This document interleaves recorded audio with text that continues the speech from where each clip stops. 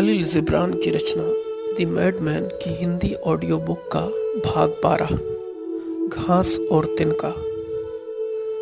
घास के एक तिनके ने पतझड़ के गिरे हुए पत्ते से कहा, तुम गिरते समय शोर क्यों करते हो? तुम्हारे इस शोर से मेरे सुख स्वप्न में बाधा पड़ती है। पत्ता क्रोधित होकर बोला, ओ नीच अधोगति को प्राप्त, गान विद्या से वंचित चिड़चिड़े तिनके, जब तू ऊंचे वातावरण में नहीं रहता था तो तू राग की लय क्या जाने।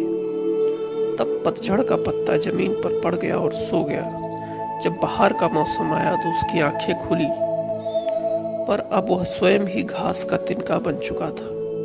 फिर पतझड़ का मौसम आया, तिनका जाड़े की मीठी नींद सो रहा था कि उसके चारों ओर उस पर पत्तियां झड़ने लगी। तो वह गुनगुनाया, हे पतझड़, ये पत्ते कितना शोरगुल मचाते हैं और मेरे शिशिर स्वप्न में बाधा डालते हैं।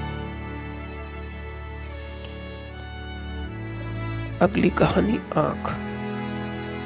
एक दिन आंख ने कहा, मैं इन घाटियों के परे नीले धुंध से ढके हुए पहाड़ों को देख रही हूँ, क्या वो खूबसूरत नहीं है?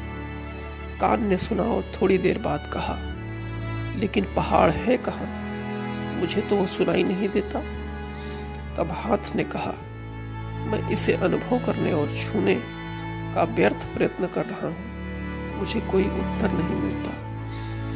नाक ने कहा, यहाँ कोई पहाड़ नहीं, क्योंकि मुझे उसकी गंध नहीं आती है। तब आंख दूसरी तरफ देखने लगी और वे तीनों उसके आश्चर्यजनक अनुभव की चर्चा करने लगे।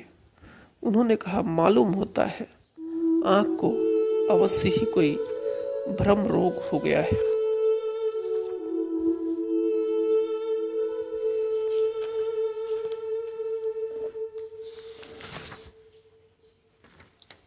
अगली रचना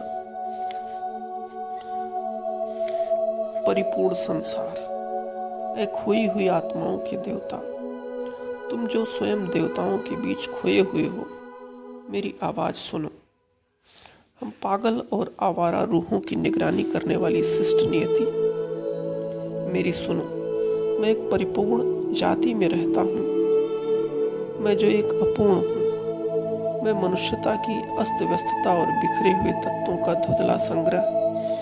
मैं पूर्णता प्राप्त संसार में विचरता हूँ और उन लोगों में घूमता हूँ जिनके कानून मुकम्मल हैं और व्यवस्थाएं साफ सुथरी हैं, जिनके विचार बेहतरीन हैं, जिनके स्वप्न व्यवस्थित हैं और जिनकी कल्पनाएं भली प्रकार लिखी हुई हैं। ऐ ईश्वर, जिनकी नेकियां नपी हुई और गुनाह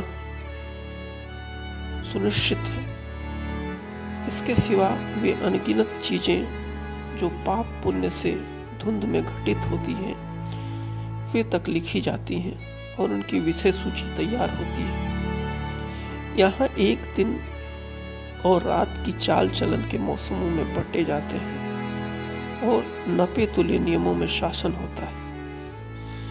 खाना पीना और सोना, अपना तन ढकना और समय पर थकावट महसूस करना, काम करना, खेलना, गाना, नाचना और जब घड़ी घंटा बजाया जाए तब विश्राम करना। ऐ खोई हुई आत्माओं के ईश्वर,